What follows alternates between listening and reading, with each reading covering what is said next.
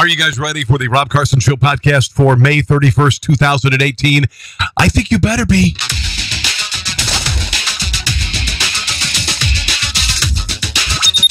It's the Rob Carson Show. Are you ready to be podsmacked? Now, here's Rob Carson. Hi, guys. How are you? Hope you had a great day. Glad to be here. I've got a lot of things to get to. Just a lot of stuff going on in the world. You've got a lot of stuff going on with everybody in the media is blaming Donald Trump for Roseanne Barr. Roseanne Barr is Donald Trump's problem. He has created an atmosphere of racism that it's okay to be racist in this country. I've got some thoughts on that and some audio and video from that coming up. Nobody was concerned about it when Barack Obama was president and police were being murdered and cities were being burned down. Nobody gave a rat's behind about it. My hair's doing crazy stuff tonight. Yeah, the humidity and all that. I got like Rand Paul hair. Anyway, welcome to the show. Glad to have you here. We'll start with this new ad. I really think that the whole fiasco with regard to Donald Trump calling MS-13 gang members animals has really backfired on the Democrats because America knew what Donald Trump was talking about. And just like they're flimsy excuses for blaming Donald Trump for something. Donald Trump is the fault of everything. Donald Trump is the fault of Roseanne Barr's tweet, creating a racist atmosphere. Donald Trump is anti-immigrant and all this stuff, and the networks just pick up and run with it. They even though there is a very tenuous at best connection between the facts and reality, but they still run with it, and their narrative is backfiring, particularly on CNN. I'll tell you about their ratings in a little bit. I'll tell you what, I got more people watching this show than CNN. Swear to God. On a monthly basis, unbelievable. So Donald Trump called the MS-13 gangs animals, and the media distorted it, making it into a condemnation of all immigrants. And Americans knew it was not the truth. It was a lie. And untruths like this won't stand very long. They won't stand very long. Well, the RNC has come up with a new ad, and I think it's absolutely, I think it's brilliant. Here it is. I'm going to just go ahead and play the whole ad, then I'll talk about it in a second. But, well, I'll just go ahead and play it. And you guys can you figure it out, and then I'll on the other side, I'll talk about it. When the President of the United States says, these aren't people, these are animals, you have to wonder, does he not believe in the spark of divinity? Okay, well, real quick. Spark of divinity. You know when the spark of divinity happens? In the womb.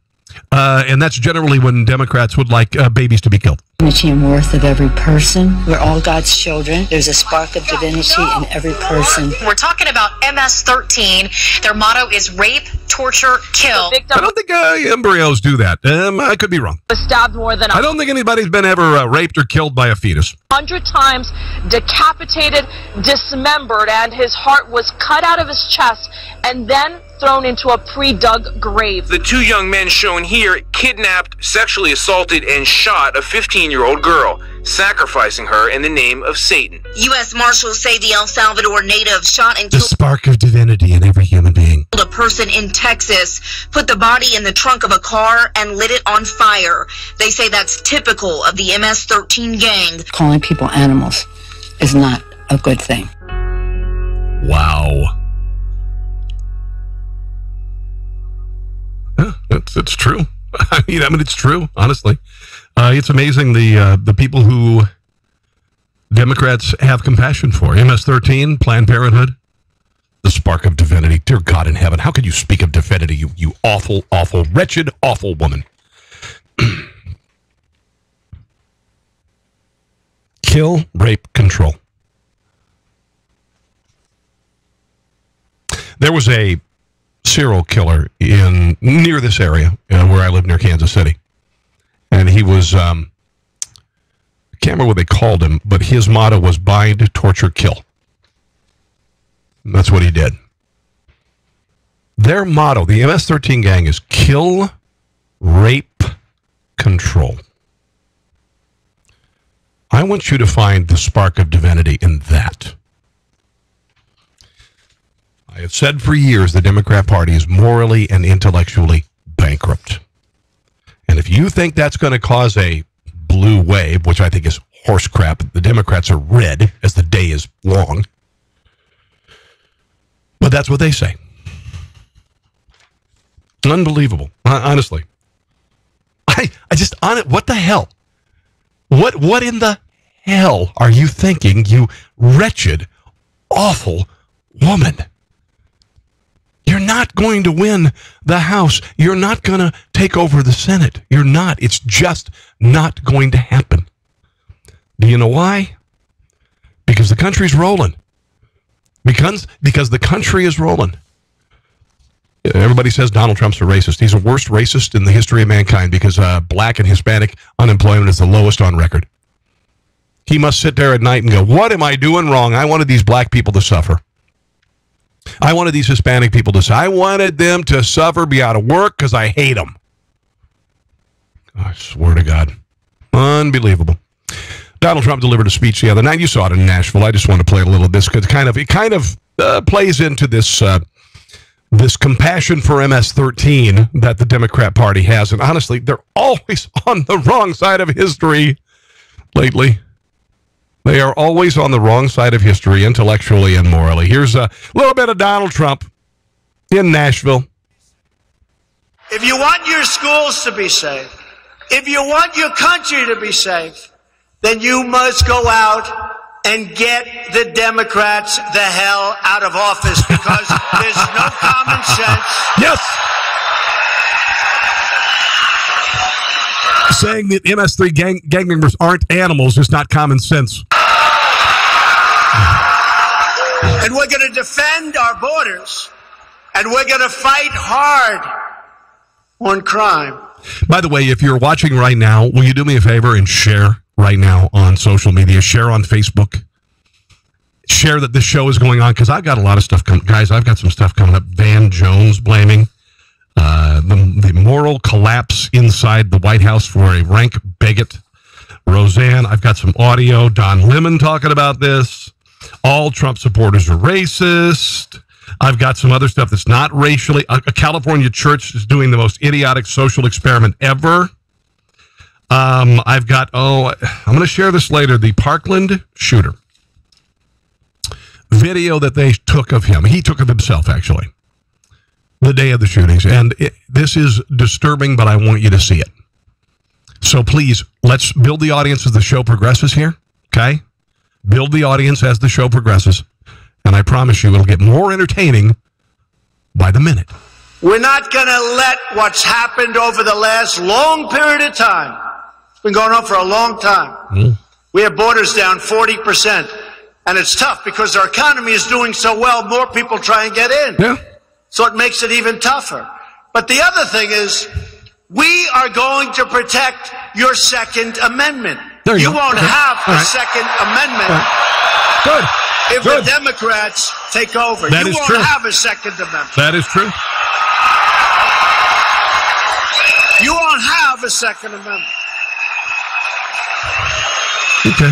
So last week, I visited a place where I essentially grew up, right next door, to discuss the menace of MS-13. Yeah. This vicious gang has transformed once peaceful, beautiful communities that I know so well. I know them all. Into blood-stained killing fields, savagely murdering, raping, and mutilating their victims. And they don't even want to do it with a gun. They talk about gun control. They don't want to do it with a gun. They want to do it with knives. Yeah. They want to cut people up into little pieces because it's more painful. But they have the spark of divinity. They do. They're all God's children. And then I have to listen to... Again, they're somebody else's children. Like maybe another guy. Satan. Pelosi and these people saying we have to respect them. They're human beings. They're not human beings. They're not human beings. And this is why we call the bloodthirsty MS-13 gang members exactly the name that I used last week. What was the name? Animals. MS-13 takes advantage of glaring loopholes in our immigration laws to infiltrate our country. That's what they do. Think of it. We're bringing them out by the thousands, but they come in. We're bringing them out by the thousands. You know, in Long Island, we have guys in Border Patrol, and we have guys in ICE, and women, and fantastic women, and brave, and tough, and strong. But we have the people in ICE. They go around and grab MS-13. And the beauty is, they're much tougher than these gang members. And they see these people, and they say, man, and they throw them into the paddy wagons. And the towns, this is Long Island. Yeah, listen to this. Where I grew up. You have the same kind of communities, but for some reason, so many in Long Island, it's like they've been liberated, like from a war. It's like the enemy has been taken out, and the people are dancing, and they're waving, and they're looking out their windows. Kind of like they're doing in Syria, kind of like they're doing in Iraq. With regard to ISIS, same thing. It's not an impossible situation. You could take these people down. They're not all that powerful. They're bullies. They're bullies, they're rapists, and they're murderers. And they gang up on individuals. But when a leader says, enough is enough is enough, this ends, then it gets crushed like a cigarette butt under your heel. Windows, and they're waving to the ICE people. Those people are... Boy, the ICE people had their hands bound during the Obama administration. Catch and release, come across the border. Doesn't matter who you are.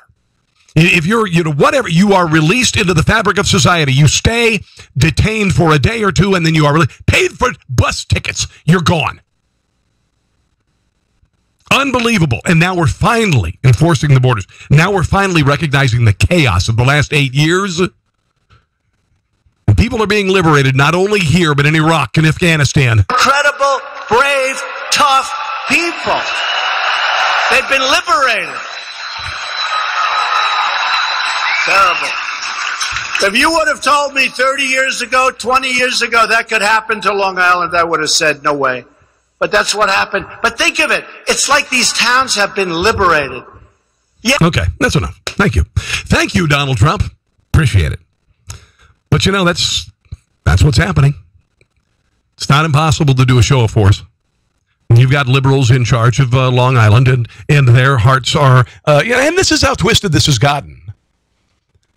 And it all started with bringing people across the border illegally, registering them to vote, upsetting the balance of power in the United States of America in favor of liberals and Democrats. That's what it's all about. And it is such a twisted and sick ideology to sacrifice the safety and security of citizens of the United States of America for the sake of votes and keeping Democrats in power. It really has become perverse. It was bad enough when you're just bringing illegals off, giving them driver's license and all this. But now MS-13 gang members can come across and be released wholesale into society. And they are all over the place. He said Long Island. I mean, I lived in Virginia, or in Maryland, and right near Virginia. MS-13's rising in Northern Virginia to Washington, D.C. General Mattis has taken off the gloves in Iraq. In Afghanistan, coming up in Bashar, the Taliban wants to talk peace. You don't talk peace unless you're getting your ass kicked. You don't call for a ceasefire unless you're getting your ass handed to you. That's just the way it is. And that's what's going to happen to these animals. MS-13. Their time has come and gone. Their time has come and gone. This is the president who's going to end it. Let's talk about Roseanne Barr. What Roseanne Barr tweeted was offensive. Yeah, sure, whatever. It's offensive, whatever. I wouldn't have said it. Did she have the right to say it? Hell yeah, she had the right to say it. Right now, as I've said to you before, there is an industry in this country called big offense. You've heard of big pharma. You've heard of big oil. Big offense is a big deal in the freest country in the world. It really is. Yeah. Protected by the First Amendment. We are the freest country in the world, and big offense is an industry that has created things like safe zones on college campuses and sensitivity training. It really is pretty remarkable when you think about it. We also have become a country that boycotts. We have become a country that boycotts everything. Okay? When you are offended by something, you boycott them. David Hogg, Parkland student who wasn't at school when the shooting started,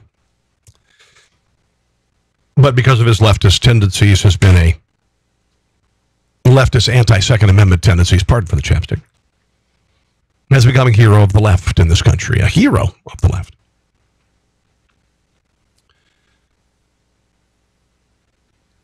Stores, businesses are terrified of offending people. They are terrified, particularly of the left. Particularly of the left.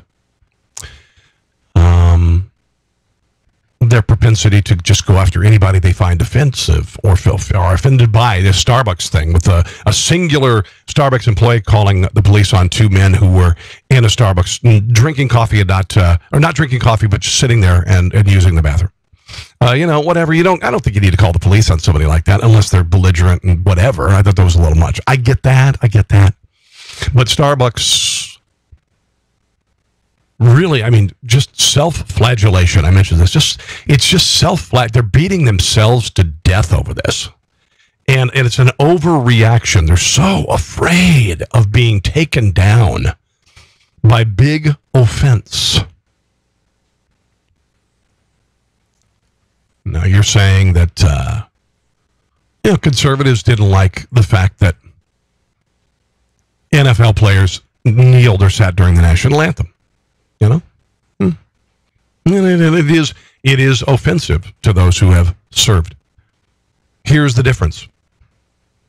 NFL players, and I've said this 1,000 times, nobody ever says this, have no right to free speech. That's just the way it is. They do not. If they had absolute right to free speech at football games, they could put anything they wanted on their jerseys. They could wear any kind of shoes they wanted to. They could say anything. They cannot. There's a code of conduct.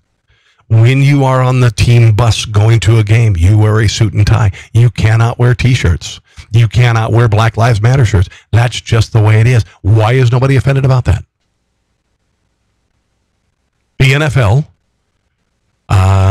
says, now, you got to stand during the national anthem.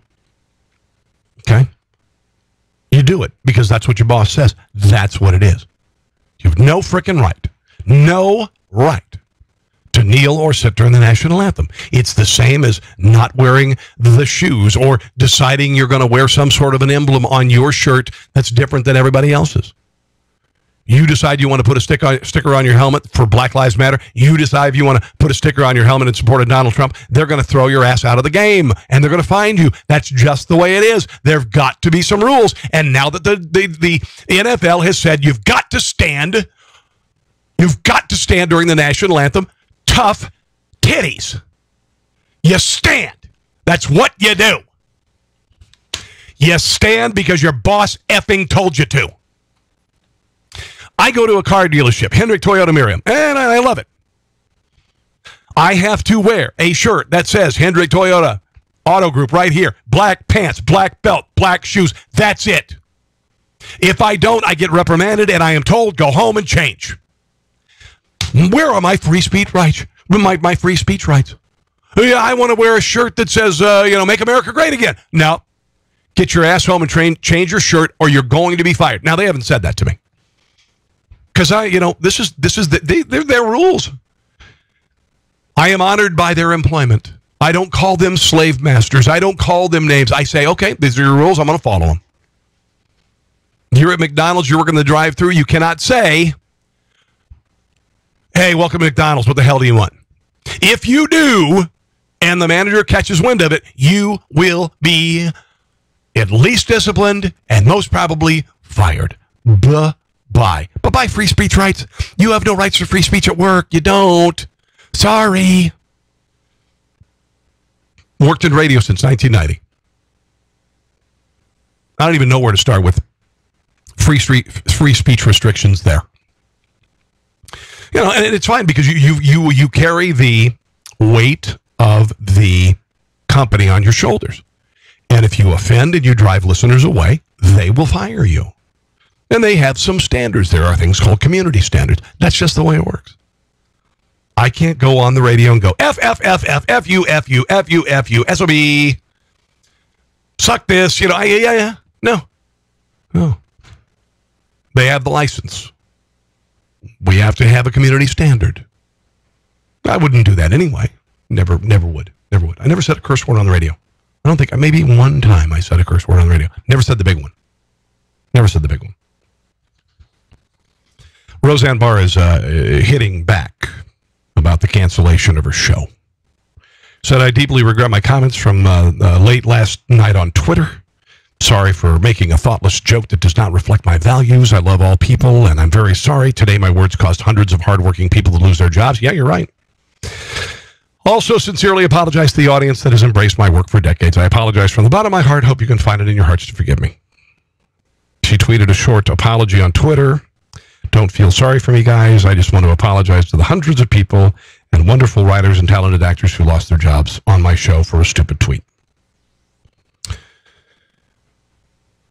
But in tweets on her social media account, she reported messages from fans who also called ABC hypocritical for saying what they consider double standards. 2 tweets she posted noted Keith Olbermann had been hired at ESPN despite his many expletive-ridden tweets and statements against the president, including one that said, F you, Nazi, effing Nazi, racist, Nazi bigot, go F yourself, Nazi effing effers. That's not vitriolic at all, is it? Mm-hmm. We put a little too much weight into Roseanne Barr. That's not the best way to put it. This is an article from 2001. Loudmouth comedian Roseanne has had a lot of different personas, waitresses, stand-up comic, talk show host, actress. But that's not what she means when she says she's dealing with multiple personalities. 2001. Roseanne, who first told the world that she has a multiple personality disorder in 1994, says it's not easy dealing with switching between somebody or nobody. There are just 2 of the names. Those are just 2 of the names the former sitcom queen has given to her personalities, which she says total 7 in all. The rest she calls Baby, Cindy, Susan, Joey. Oh, look, that's nice. You got a transgendered one there. And Heather. In an interview in the August issue of Esquire magazine, Roseanne says that after 10 years of hard work, she's managed to integrate the differing personalities. This is when she was 48. She said, I haven't had any blackouts for quite a while. I used to have them minute by minute. I was always in conflict about conflicting parts, but I've learned how to get them to listen to each other now. I've learned how to get them to know they're on the same team and we occupy the same body, which we never knew before. It's like living in a maze. It's like that old woman who keeps adding on to her house, but the parts don't get along, and some of them have some real strange ideas about how to defend. Yeah, she's a little, cuckoo. Of course, that hasn't stopped the media wholesale blaming this on Donald Trump. And it's just, honestly, I don't even know what to say. Here's Don Lemon on CNN talking about it, because, he's the poor little millionaire. Poor little millionaire on CNN, and he's such a victim of race. This is, again, the normalization of conspiracy theories and racism, and we cannot allow that to happen. It will hurt. It is hurting the fabric of the left in this country is dragging us back to 1968. It was not 1968 9 years ago, 9.5 years ago. It was not. We were making real progress. Barack Obama divided the country. Barack Obama, under his tenure, Ferguson burned. Baltimore burned. Police officers were murdered wholesale around the country, including 5 in Dallas at a Black Lives Matter rally. American society. People who... You ignorant little fop. You're an ignorant, spoiled little who makes millions of dollars. Give me an effing break. Are racist don't know they're racist. Oh, yes. Or they say that... Yes. Racists don't know they're racists. Okay. They believe that people are going to believe that they're not racist simply because they say it is. I think we need a crash course in exactly what race... No, we don't! We've had this discussion for 50 damn frickin' years. We don't need to have another discussion. We don't need to have another dialogue. Bullcrap! Because every discussion and dialogue that you suggest, all it does is tamp down the voices of those who are conservative. That's what this is all about. We don't need to have another dialogue about racism. Shut your damned mouth. This is going on every day in schools. This is going on every day at universities. We don't need to have another discussion about it.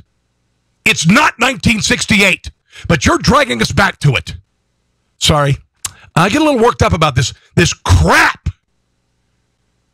I see people in my life who live harmoniously with others regardless of race, and I'm sick and damned effing tired of it. I'm sick of black kids on campus saying white kids had to stay out of meetings because they need black safe spaces. That kids of people of color, POC, need separate this and separate that. They've literally are segregating themselves. And here's spoiled little fop, Don Lemon, saying, you little people, you little ignorant people need to have another discussion about race. Because you may not know you're racist. No, chances are they're not. You a douche a bag. Is. And again, this president is trafficking in it. No, he's not. If he was, black unemployment would be going through the ceiling. Just as Roseanne did. This started with Roseanne Barr today. Might very well end with Donald Trump tonight. Let's see. Okay, whatever. You know what? I have some things I will say. And I could say, because I'm on the web, and I could say just about anything about Don Lemon. But I'm not going to. I'm just going to say he's an ignorant little spoiled fop who's paid millions of dollars for really piss-poor ratings. I mean, woo! Really piss-poor ratings. Would you like to hear their ratings? Let me share some ratings. Hold on. Oh, here we are. Hello. Ratings. Okay. Fox News dominated the cable ratings in May. Everybody becoming the most watched cable network for the 197th straight month. Was that that's like 150 years. On my phone here. 197. Yeah, that's like 150 years. That's amazing. Fox News Channel reached 1.4 average total day viewers, making them the top basic cable channel for the 23rd consecutive month, which is only like 80 years. Fox continues to destroy cable news competition, CNN, MSNBC, delivering nearly triple the primetime viewership of CNN. Why? Because CNN lies a lot. Fox News has hit an average of 2.83 million primetime viewers for the month, while MSNBC hit 1.65. CNN reached 835,000 people. I've reached that many people. I've had that many views on this network. On top of their overall dominance, Fox News experienced 2% growth in, this is bullcrap, 2554. You don't need to learn this crap. Oh, this is interesting. Overall cable channel rating, CNN sits at number 8 behind Nickelodeon, which I would much rather watch SpongeBob than Don Lemon. You know, the hair is. I really look like Ron Paul tonight. A Rad Paul. Home and Garden Television, which we watch every night. My wife watches it every night. I like it. I would much rather watch Property Brothers than Don Lemon. ESPN, Investigation Discovery, and more. Fox Business Channel is also beating MSNBC's CNBC. That's the MSNBC version of the Business Channel. Whatever. Moonbat crazy Michaela Angela Davis is a cultural critic. She looks like Sideshow Bob from The Simpsons. I like Rachel Dolezal a little bit, you know. I'm sure that was considered racist by somebody. Said during a CNN interview Wednesday that she believes everyone who voted for Donald Trump is racist. So, you know, this is where it's going. This is where it's going. You cannot disagree. You cannot vote for someone else. This is when you're losing an argument, and they're losing an argument again. They're losing an argument again. What Roseanne Barr said was offensive, but it's in no way, shape, or form tied to to the White House, you ignorant fool. But here's Michaela. And by the way, she's way too old to be named Michaela. I think she's like in her 40s. You shouldn't be that old and be named Michaela. With the rapid-ish response from ABC. Yeah. Well, they made a connection together, right? When Trump said that, touted her ratings, almost took credit for them, said it was about... Yeah, you know why? Because there's a character on television that had the audacity to support a Republican president. Okay? That's what he touted. So they made the relationship... The only character on television, and certainly the only person, nobody in late night, nobody. Jimmy Kimmel, Jimmy Fallon, Conan O'Brien, Jimmy, what the hell? I think there's another Jimmy in there somewhere. I don't know. Stephen Colbert. The only voice on primetime television, a character written pro-Trump, and that was too much. Clear. And he's made it more popular, I think, to be... I'm like, she's up talking now? Here she goes. She's up talking, and she's in her 40s, and her name is Michaela, and she's up talking. Openly racist. And I think it's important that we don't make Trump seem this untouchable thing, that no one gets to be Trump but Trump. Tens of millions of people voted for him after he showed his cards for years. But are you suggesting that they're racist? Yeah, here we go. Yes. The people who vote, all the people who voted for Donald Trump are racist. Yes. Okay. There you go. There you go. Really? I want you, Sideshow Bob, to tell me that to my face. 98% of African Americans in this country voted for Barack Obama. What's more racist? Why is it? Might have been 96. Voted for Barack Obama, 2008. Why is that? Yeah. It's a black guy. They may not be violently racist. I get it. It was historical. Yeah, I love it. Man, that was great. We elected a black man. I just didn't want that black man to get elected. They may not be, he's targeted. He's very clear and strategic.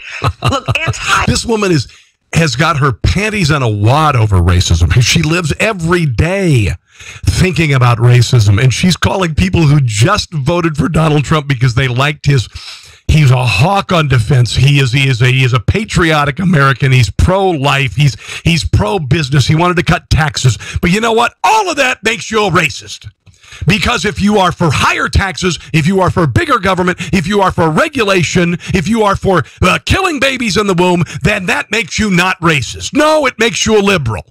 Blackness is a strategy that has been the foundation of part of the American project. Whatever.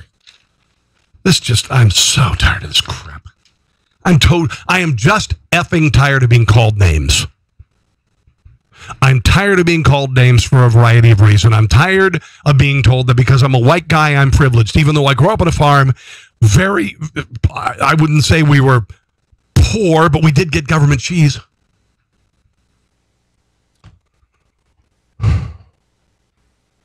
We raised all of our own food. We never went to McDonald's. We never had a pizza delivered in our lives because we lived 20 miles out of town. Worked my ass off from the day, from starting at age 10 to 23, working on the farm, working on other people's farms, pitching bales and shoveling crap.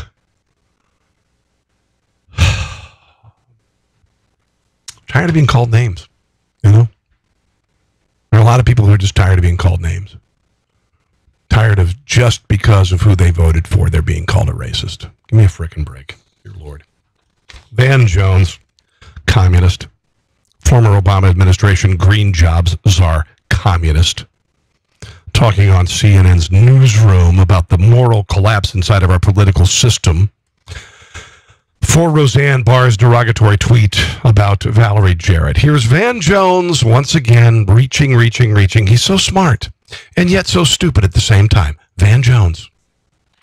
Just too far. She seems to be responding with equanimity. Class act! So let's listen to how Valerie Jarrett responded last night.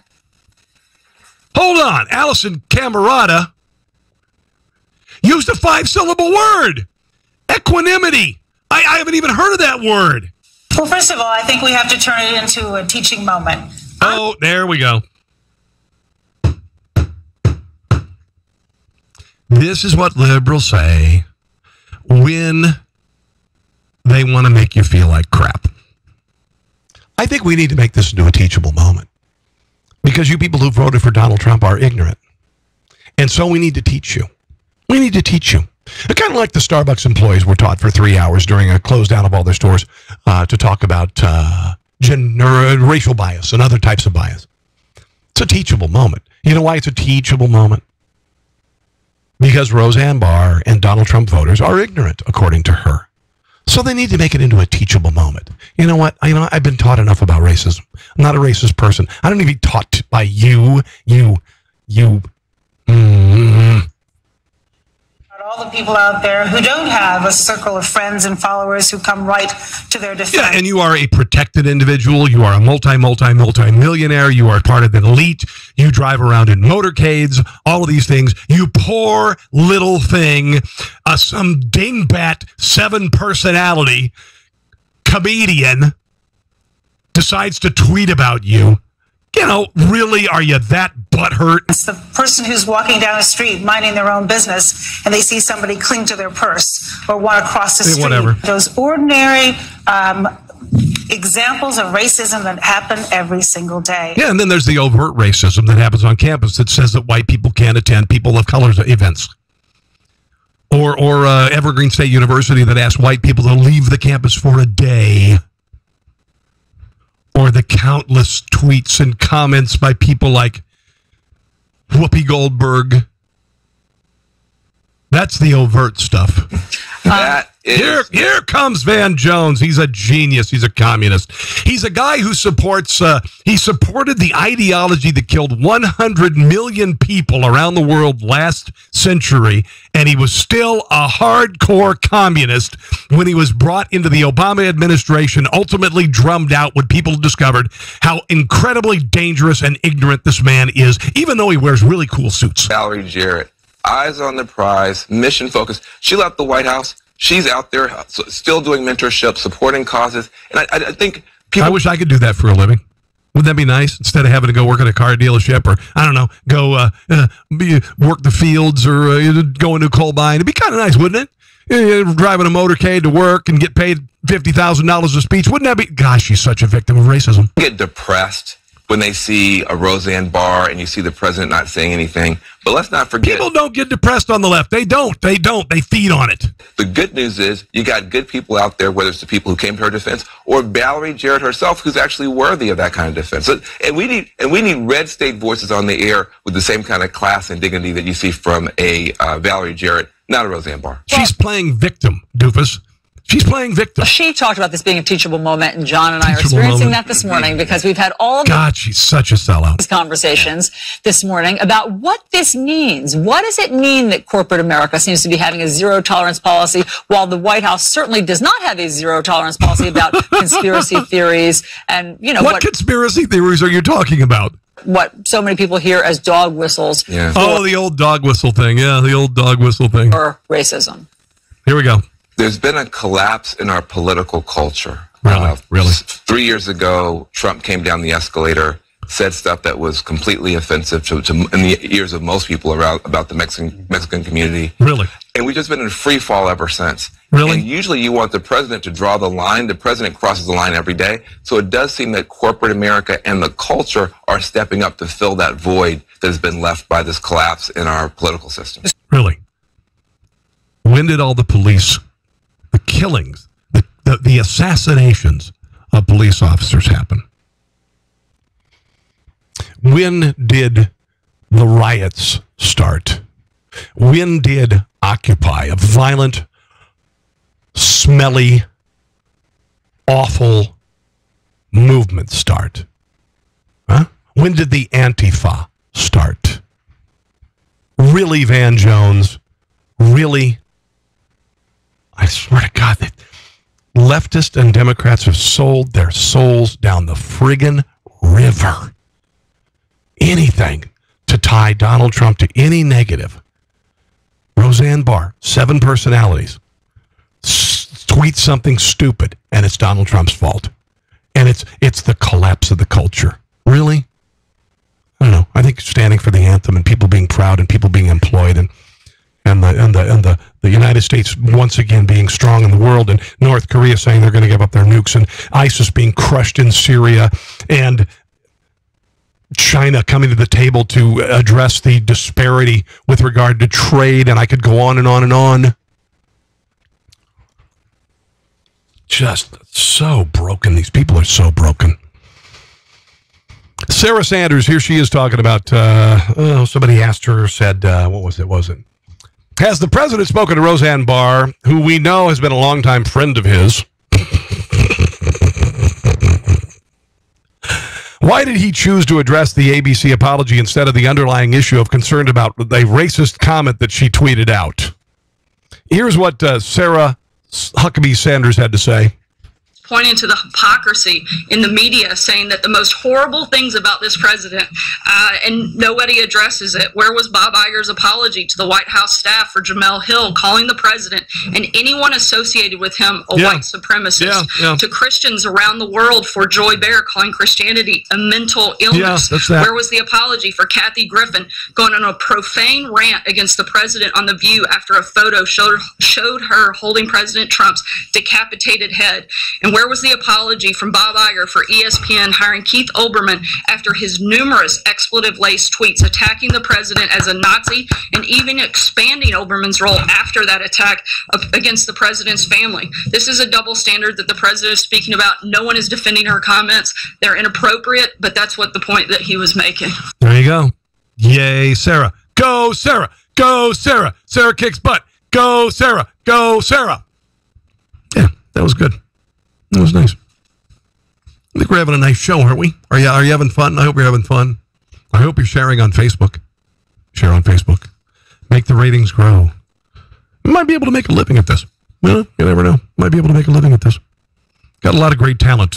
We've got a lot of great talent at Liberty One TV. We really do. So please share. Become a member of LibertyOneTV.com. Okay, it's only $4 a month. It's $4 a month. You're getting some cool stuff. All right. California church flirts with an unusual social experiment to never call police again. This is the word I'm looking for. Incredibly stupid. Standing in the front of the steps of First Congregational Church of Oakland, last month, Nicola Torbett issued a declaration.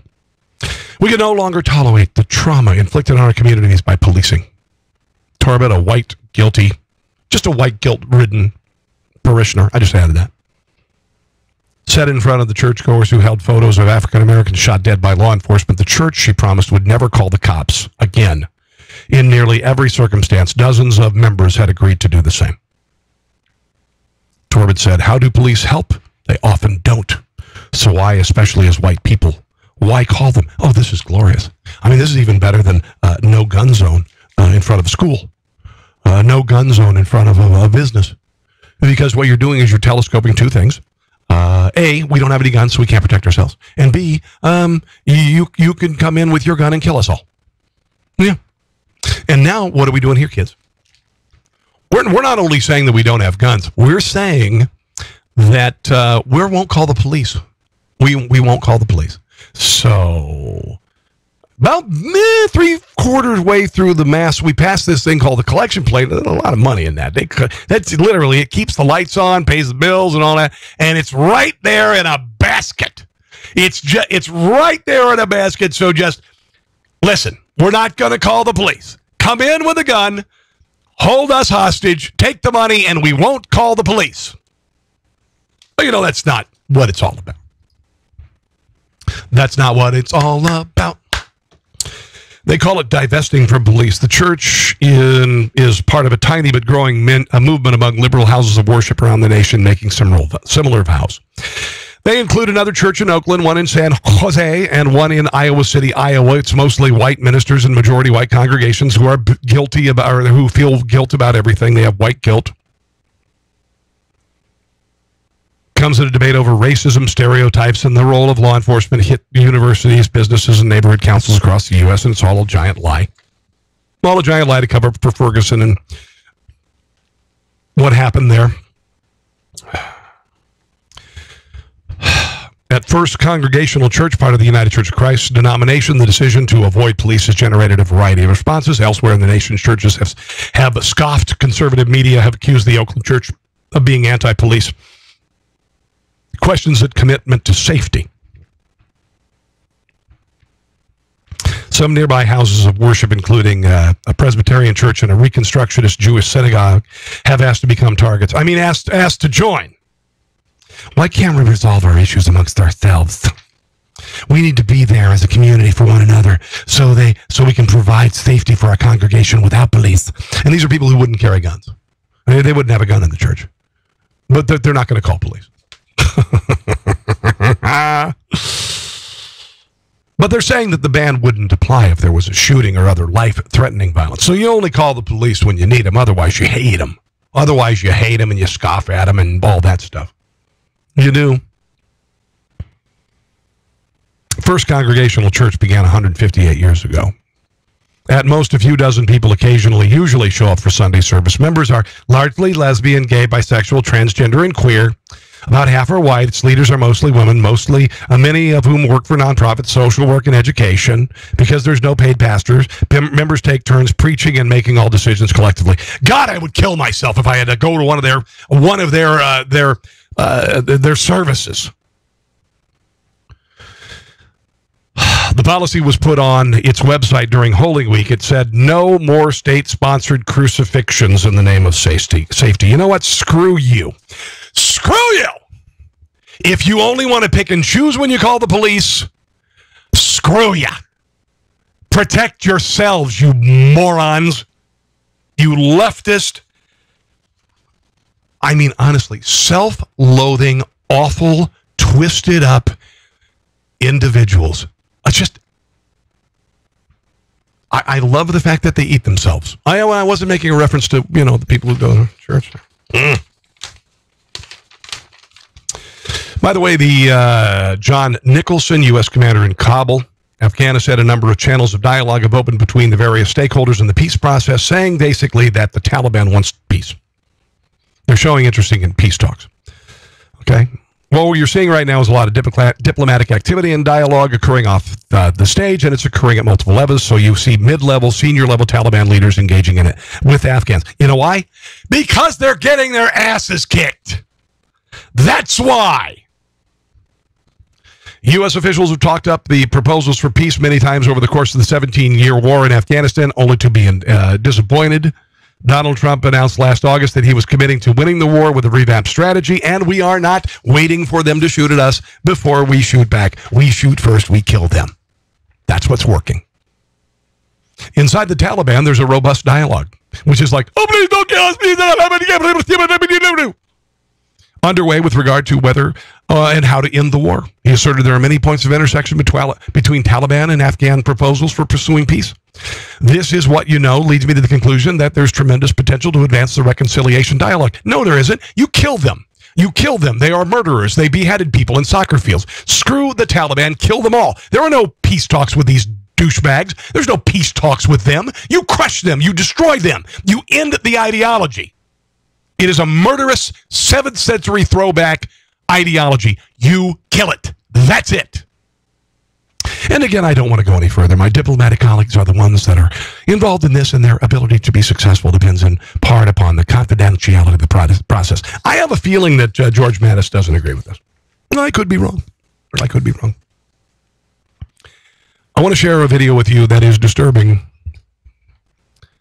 but I wanted to show it to you. This is the Parkland Shooter, Nicholas Cruz. Authorities have released cell phone videos taken by him the day of the shooting, and these are the same authorities who missed around 60 times all of the warning flags that would have shown everybody the intentions of this kid. 30 times police called to the home. I think 26, 28 times called to the school. The FBI called to investigate this kid twice. I mean, God in heaven. What the F? When this kid went in and the other kids in the school heard the shooting, they knew it was him. They knew it was Nicholas Cruz. Here's the video. I'm going to play a little bit of this. I'll comment as it goes. This is just, honestly, it's unbelievable. All right. So here's the plan. I'm going to go take an Uber in the afternoon before 2:40. From there, I'll go onto school campus, walk up the stairs, unload my bags, and get my AR and shoot people down at the main courtyard. I'll wait, and people will die. Today is the day that it all begins. The day of my massacre shall begin. All the kids in school will run in fear and hide. From the wrath of my power, they will know who I am. It's unbelievable. This kid is, I mean, there's no soul there. There's no soul there. I am nothing. I am no one. My life is nothing and meaningless. Where did this come from? Where did this come from? His father died 10 years ago. His mother died in December. He had been in trouble his entire life. I don't feel pity for him. I mean, he's a bastard. I hope he rots in hell. But he's also a product of something. Everything that I hold dear, I let go beyond your half. Every day I see the world ending another day. I live a lone life, live in seclusion and solitude. I hate everyone and everything. With the power of my AR, you will all know who I am. I had enough of being told what to do and when to do. I had enough of telling me that I'm an idiot and a There's the bullying. But in real life, you're all stupid and brainwashed by this political government. Okay, that's just, an 18-year-old's just mindless gobbledygook. Programs. You will all see, you will all know who my name is. And that's what it is. This is a kid who gave up hope, said he's nothing. He just said he's nothing. And the only thing he has left is his exit to be remembered by. My love for you, Angie, will never go away. And he killed her first. I hope to see you in the afterlife. And I hope she kicks you in the balls. On one day or another, you will end and we'll all die. Hello. My name is Nick, and I'm going to be the next school shooter of 2018. My goal is at least 20 people. Unbelievable. With an AR-15 and he got 17 rounds. I think I can do good done. Location is Stone Douglas in Parkland, Florida. It's going to be a big event. Well, the only thing this is going to help is the prosecution, whatever. And when you see me on the news, you'll all know who I am. You're all going to die. Dear God. What in the hell? I hate to leave it on that note. I'm sorry. I wanted you to see that. It's a product, I think, of the war on boys. I think it's a product of the war on boys. I think it's a part of over-medicating our children when they're young, trying to get particularly young boys medicated with ADD and ADHD medications and other psychoactive drugs. I think there's a lot of things involved with this that we are not paying attention to. It is a societal thing. It's not just because we have the Second Amendment. It's not. Sometimes we have to end on a serious note, and I'm just going to say I think it's important you saw that. Because he's the product of a lot of things, and we've got to start taking this seriously. Not just fortifying schools, but finding the cause of this. I'm going to hug my kids tonight. Guys, I want to thank you for watching. It means a lot to me. If you would say a prayer for my family, we're going through some rough times. I believe that travails strengthen us. Sometimes you don't know how or when, but my troubles pale by comparison to the victims of the Parkland massacre. So, God bless you guys.